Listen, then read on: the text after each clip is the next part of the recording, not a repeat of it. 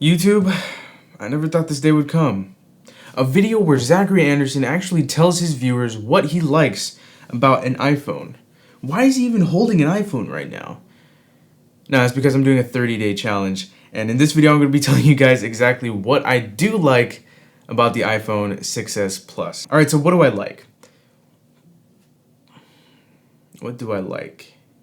Oh my gosh, what do I like? Alright, well, I guess there isn't really anything that I like about this phone, so that does it for the video, guys. Thank you all for watching.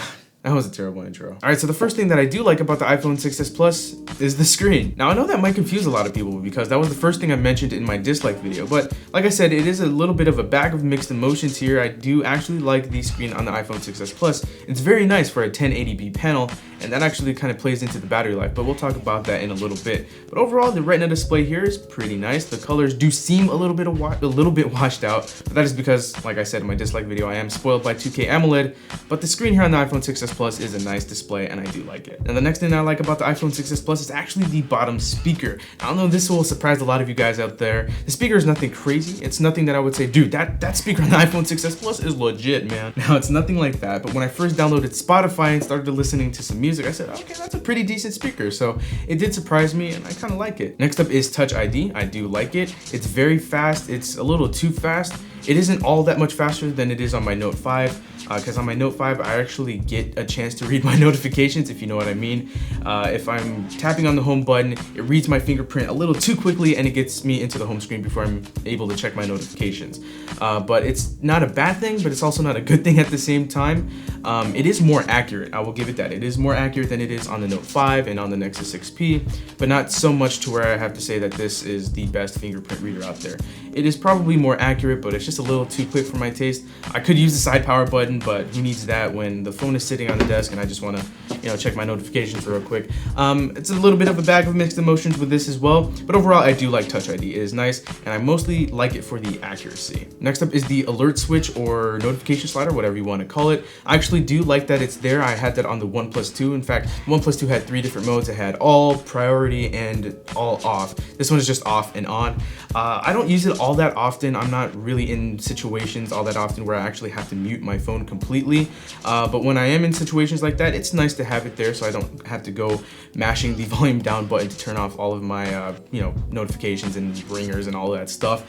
So it is nice to have this little switch here that I can just mute the phone instantly. So that is pretty cool. Now, one thing that really caught my attention was the battery meter for connected Bluetooth devices. So when I'm connected to my Anchor Soundbuds Sport earbuds, I can actually see the battery life that's left on those earbuds right here on my phone, and it's really cool. It's in the notification shade. It isn't something that I can't live without, but it is really nice to have. Of course, I could wait for the LED light on the earbuds themselves to turn red, then that would tell me to charge it, but it is kind of handy to be able to see the actual battery life that's left on connected Bluetooth devices. It doesn't work for every Bluetooth device that I have or have connected with this phone, but for the most part, it does work, and it's nice to have.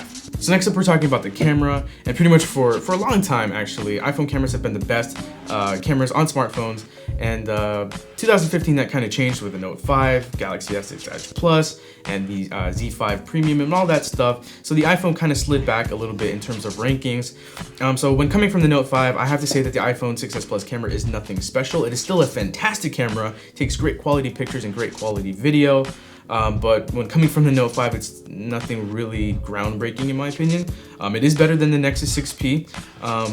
So I will say that, but I don't think it's as good as the Note 5 camera. I actually missed the Note 5 camera, but it's definitely passable. It's a great camera. Everything comes out the way I need it to, and it works. And that's all that matters. It's a great camera. All right, so 3D touch.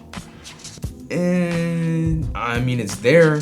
It definitely works, and it's nice to have. It's a cool feature. Some might consider it a gimmick, but it is pretty cool. The only time that I really use it is for the Google app on the home screen to get to voice search and quick search and stuff like that. Really, it's not all that great to me, especially when coming from Android when we have things like widgets and gestures and stuff like that. So it's something that I don't really use all that much.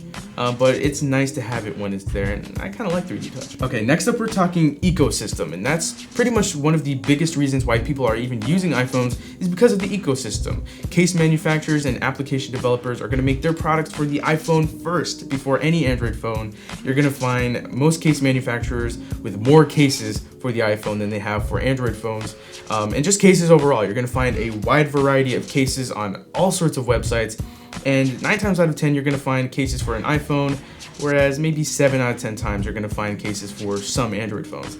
So that's definitely really nice, and if you're a person who really loves different types of cases, then of course an iPhone is the way to go. Also with applications, the Google Play Store has gotten incredible traction over the years, but when you're talking about high quality apps and the quantity of high quality apps, then the App Store is a great place to check out some applications. However, for me, there's only one application that I found on the App Store that I would actually use that I don't find on the Google Play Store, and that's the game Basketball. So it's not really a mandatory application for me. I'm actually missing applications that I use on the App Store, like a lot of wallpaper apps and some of the other tools that I use on Android that I can't get here on iPhone. But just browsing through the App Store, I find that there are a lot of applications that you cannot find on the Google Play Store. But for me personally, it's not really a huge loss. It's not even a loss at all. It's actually vice versa, but that is nice, and that ties into the ecosystem, of course, with the integration with Mac OS and all that stuff. So the ecosystem is very strong with the iPhone, and that's something that I do like about it. Alright, so I'm not gonna lie, iOS is definitely a nice OS. It's very fluid and it's nice and consistent. Now what I can't say is that it's faster than every other Android phone out there. I've had it happen a lot where people will come up to me and say, yeah, the iPhone obliterates every other Android phone out there, and I've done testing. No, it's just not true. You cannot say that the iPhone obliterates all the other Android phones out there. It's just not true. That's not how it works. However, on the flip side, you can definitely say that it is more fluid and consistent than most Android phones out there.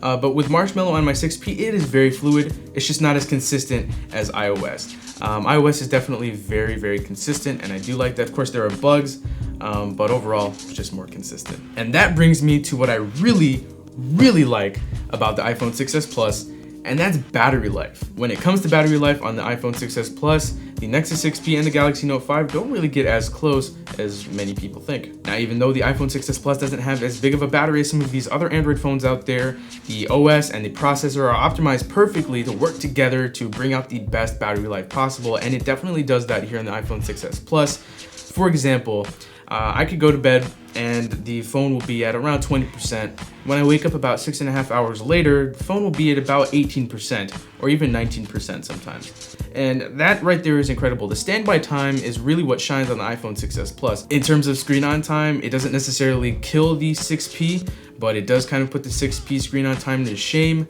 In terms of screen on time compared to the Note 5, it is better. It's not a huge difference in my experience. However, like I said, standby time is really where this goes. This does not gulp battery when you're not using it. When the iPhone is idle, it sips the battery. It barely even sips the battery. It's just taking very little bit at a time to bring in notifications and stuff like that. Overall, the battery life on the iPhone 6s Plus is the best battery life that I've experienced in a phone in quite a while, and that is definitely saying something. So that is what I really like about the iPhone 6s Plus as a whole, and that's pretty much the main thing that I look at when I look at the iPhone 6s Plus. So the question is, are all of these things enough to make me switch?